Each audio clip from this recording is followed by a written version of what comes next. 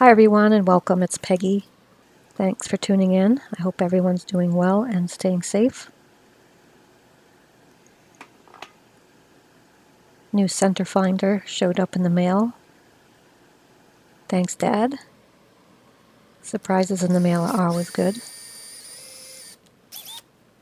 So finding center there, as you could see, and drilling a hole for the worm screw. Here I am putting it on the worm screw, and then I'll pull up the tailstock to make sure it's secure. Because even though these blanks are cut to round, they're just not perfectly round. So I'm going to take a few passes here to try to get it round before I start on the bottom. And this is at about 650 RPM. Using the Carter & Son bowl gouge. There's a link in the video description. If you're looking for any new gouges, I highly recommend the Carter & Sons brand. I have a few of them and very high quality.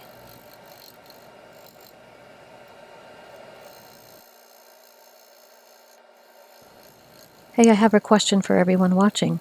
Have you subscribed yet? If not, click the subscribe button. It's free and a new video every week.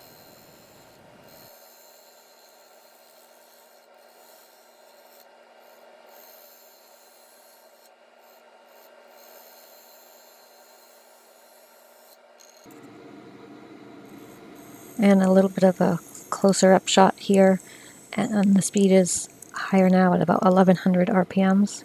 Still just taking light passes to try to completely make no more bounce when I put the tool on top of the blank. So I moved the tool rest here, as you can see, and I'm using some pull cuts to flatten the bottom and start shaping it.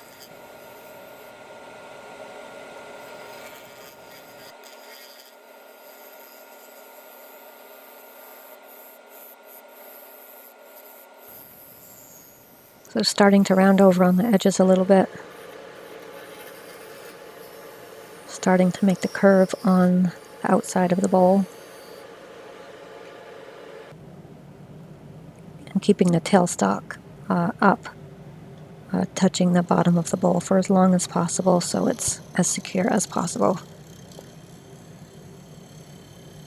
Because when you're turning over 1000 RPMs, it can be pretty dangerous if something flies off the lathe. Well, it could be dangerous at 500 RPMs as well, but you get the point.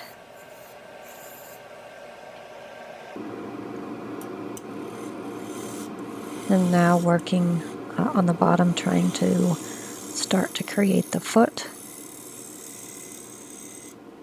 I've gone back and forth lately with deciding on, you know, a actual foot left on the bowl, a recess, or using a tenon like I'm going to do here, and then having a flat bottom. There's pros and cons to each. I'm not sure which one I like the most. I think it really depends on the size of the bowl and the style and the look that you're going for.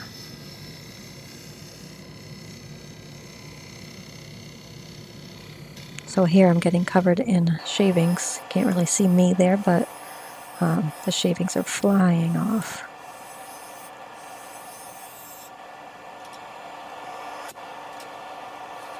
Skew chisel here to flatten the bottom around the tenon to make sure the chuck jaws have something flat to hold on to, which will keep the piece turning without wobble.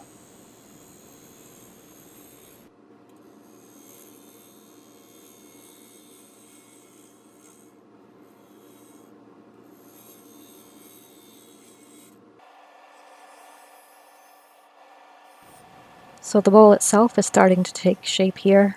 You can see the rough shape of the bowl. I'm going for a pretty basic bowl shape.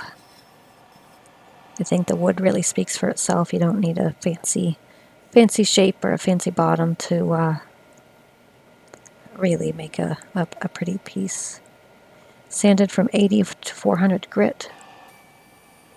both hand sanded and power sanded, combination of both. Cleaning the surface with denatured alcohol, getting all the dust and debris off.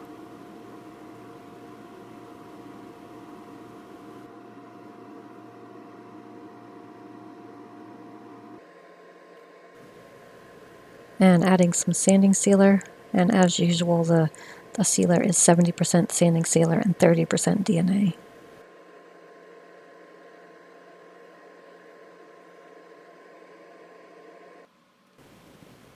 And after a couple passes with the white Scotch-Brite pad, I am going to start with the Axe abrasive paste and polishing paste. And there is a link in the video description of how to purchase Axe with a 10% discount code using the code PF10 at checkout. So if you haven't tried Axe yet, please do. It's a great product at a very, very reasonable price, and 10% off that reasonable price.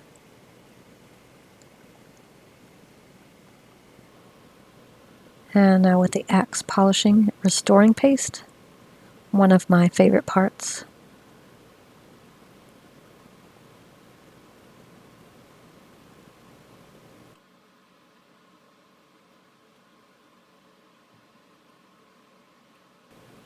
So as usual, rubbing the polishing paste in, getting it all over every part of the surface, using the same paper towel to do the first few passes, and then getting a clean paper towel and buffing it at a higher speed.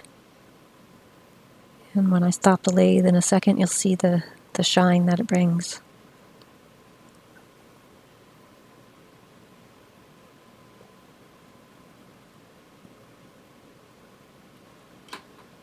It really highlights the already natural beauty of the wood. And taking off the worm screw here, and then I'll be using the tenon to put it in the 4-jaw chuck.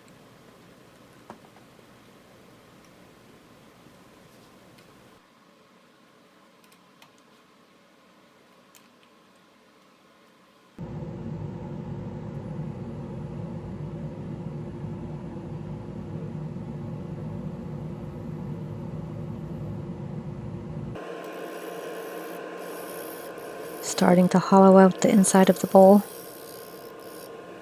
using the Carter and Son bowl gouge again.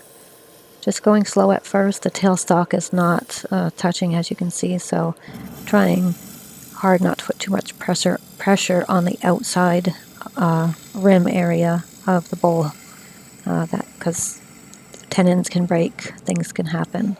So just trying to be safe. Don't have to take very heavy passes, just taking light passes and making sure that the bowl gouge stays sharp.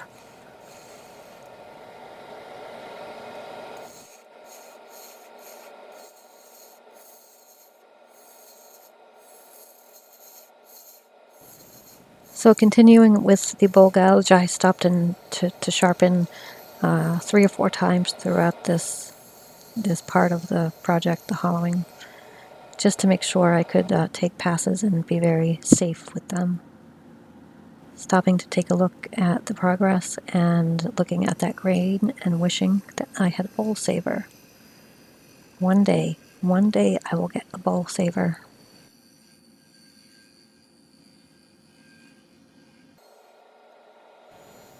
So I am going to be quiet for a minute, and just so you can hear the tool do its work.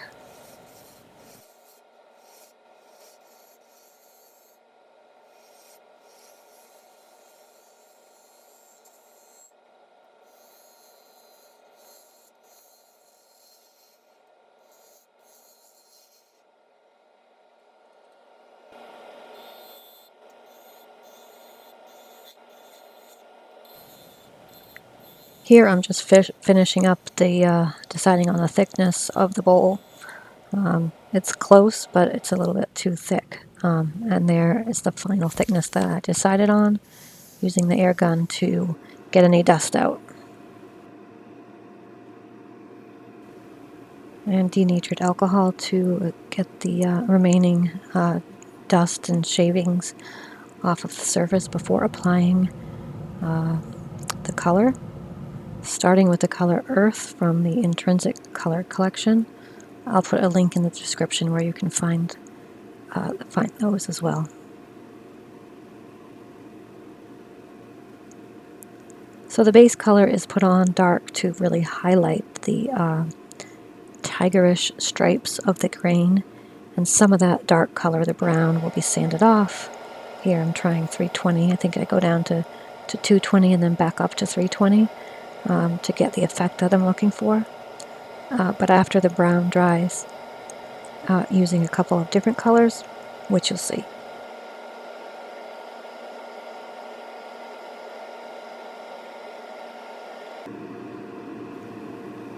Using the color called Honey, also from the Intrinsic Color Collection from Hampshire Sheen. So first doing some spot staining to see where the honey would look good, and then I just start feathering, rubbing it all in together. And this process of getting this look really takes patience, I guess, and patience and the ability not to stop and take it all off because it looks bad. You just got to go with it and know that the color combinations you're working with in the end will come out looking good. So it doesn't always look good at first. So the first two colors have dried at this point, the earth and the honey, and I have a 220 sanding pad, and I'm starting to sand a little bit around the edges. Going to try another color, a third color, with these two.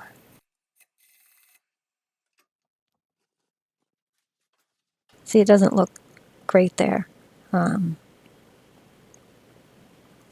but when I'm finished, there is a method to the madness, so to speak, so stick around and see.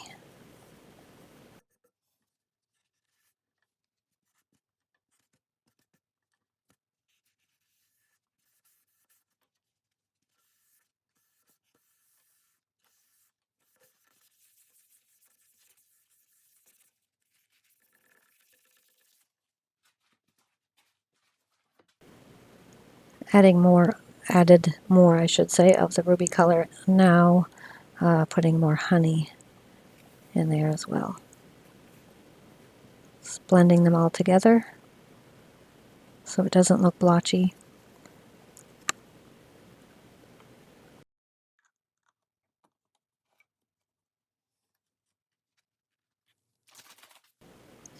And after all the colors are on that I want, I put the sanding sealer on after the colors have dried. And I will be cleaning up the rim. If you've noticed, the rim has some stain on it as well. And now with the X abrasive paste, same finishing process as the outside of the bowl.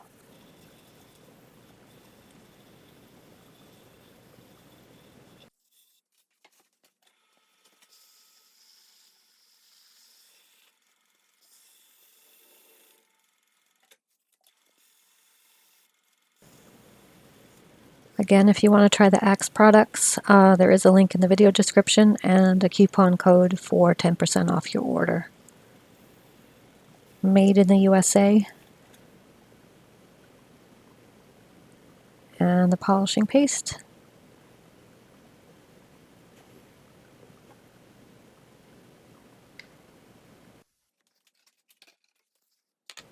So as we're nearing the end of the video here, thank you for sticking with it, and let me know what you think in the comments. Please subscribe, share, like, comment, thumbs up, all that good stuff. It really helps my channel and helps me keep making these videos. So I really, really appreciate everyone watching, and again, stay safe, stay healthy, and peace out.